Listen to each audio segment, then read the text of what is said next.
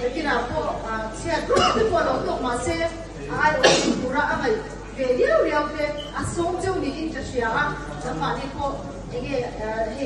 sendiri apa mai tu ini kan intersiah ini dile ini versi cuma ko rina ini ada ini lomai tadi intersiah ke itu ada betul kalau dia所以，如果我们是往现在的啦，样啊，我们这样想的你，如果一个点点的嘛，那个你多点，特特所以讲，但万一俺男的过跟咱们出租费了，对啦，就这样子嘛，俺对啦，你一个是啊，一点我们家的俺查的对啦，俺对啦，那个俺工作的啥的啦，一部个都对啦，一给出个啦买楼地的，给出。các tỷ lệ tí cái tỷ lệ là giá cả cho những cái bộ về đồ là bên là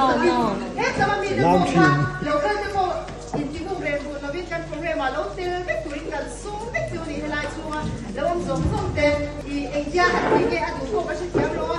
là các anh play thì là ra sao thì cũng lấy tụi nào thằng anh thì em sẽ kéo cho chú liền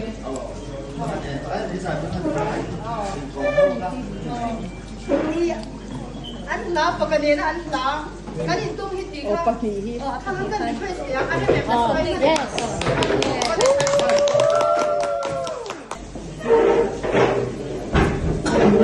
Anh đi qua ra số này có cần xây nghe thì anh phải biết hồi đầu ra đấy rồi có thể khá là vốn thế là có thể xem ra đấy là cái thì program cái in xem cái dài lắm là phát sau thì không nghe music video thay là phụ đồ nghe đấy là sáng về xem phim thì giờ những khi về hiện sa, cái sự này cái gì đó là cái một phần sai cái đó mình lên sẽ không nan nếu sẽ đâu rồi cái là làm đi thôi kìa nếu sẽ đâu lên đầu sâu là để ăn sau đi là cái chuyện chọn chuyện đâu chút nào thì cũng không có nào không mấy cái đi thôi số nhất để xử lý cái khi mà cần cái cái nó cuối cùng là cái cái choáng rồi cái choáng về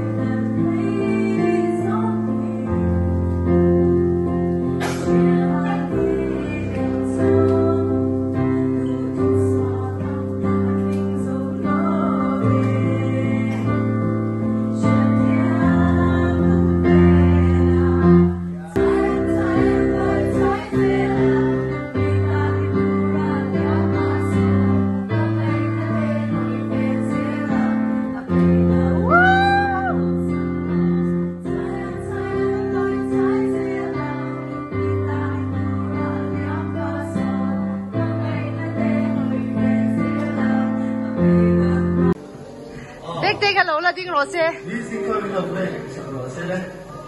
Đi tu rồi này.